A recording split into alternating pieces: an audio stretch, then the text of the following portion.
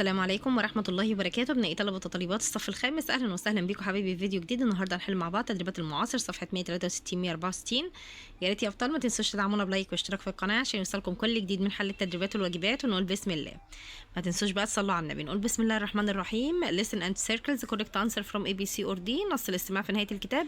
بيقول لك last week الأسبوع الماضي my friends أصدقائي and I يعني أنا وأصدقائي were in احنا كنا فين؟ هتقول له in روما. في نص الاستماع كانت في روما. طيب يقول لك هنا it was هتقول له an exciting visit كانت طبعا زيارة ممتعة. we ate احنا أكلنا هتقول له Italian pasta يعني مكرونة إيطالية. طيب رقم 4 يا بطل بيقول لك we arrived at our احنا وصلنا للأوتيل الساعة طبعا at night بالليل أو ليلا. هنا بيقول لك read and complete the text with the word in the box. بيقول لك اقرأ كامل النص وكمل بالكلمات اللي في البوكس. هنا عندك بيكنيك يعني نزهة، ماركت سوق، سيل يبيع، فيد يطعم. in our perfect town في مدينتنا المثالية there is a big zoo بيوجد حديقة حيوانات ضخمة next to the school طبعا أمام المدرسة. we can go there احنا نستطيع ان احنا نذهب هناك every afternoon كل بعد الظهر طبعا after classes بعد الحصص. we can help احنا بنقدر ان احنا نساعد help to feed the animals ان هم بيطعموا الحيوانات. it's really hot in our town انه حقا بيكون الجو حر في مدينتنا. so لذلك there is a water park بيوجد حديقة مائية that is always open دائما بتكون مفتوحة. it's a free to go in يعني ممكن بتروحها بالمجان. there is wonderful market وبيوجد سوق رائع ذات سيل اللي بيبيع all kind كل الانواع of delicious food من الاطعمه اللذيذه. there is a big park بيوجد كمان حديقه ضخمه with lots of tree مليئه بالاشجار. so لذلك we can go for family نستطيع ان احنا نذهب مع العائله في بيكنيك يعني نزهه يا شباب in the shade في الظل. حلنا صفحة 163 ننتقل لصفحة 164. بيقول لك هنا choose the correct answer number 1.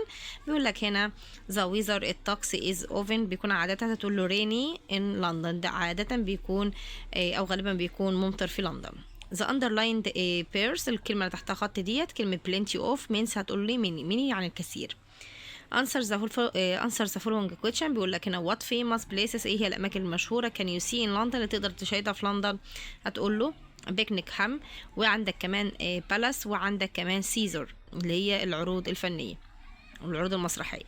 where can you take a relaxing يعني أين تقدر أنت تستطيع أن أنت تاخد استرخاء قارب الاسترخاء في رحلة في لندن. هتقول له in river Thames الريفر ايه الريفر تايمز. طب هنا بيقول لك where can you eat if you are hungry يعني تقدر اين تستطيع ان انت تاكل لو انت جعان. هتقول له there are amazing restaurant بيوجد طبعا مطعم مذهل. هنا بيقول لك في الترتيب اول حاجة هتقول له we can help نحن نستطيع مساعدة. هتقول له to feed the animals في إطعام الحيوانات.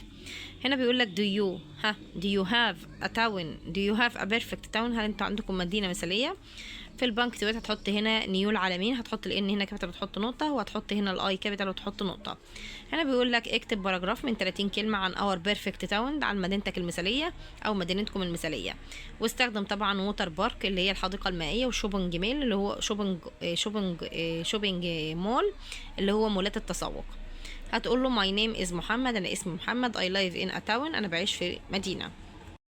my town is perfect المدينة بتاعتي بتكون مثالية and beautiful وجميلة. there is a big water park وبيوجد طبعا حديقة مائية where حيث we play there حيث نستطيع ان احنا نلعب هناك.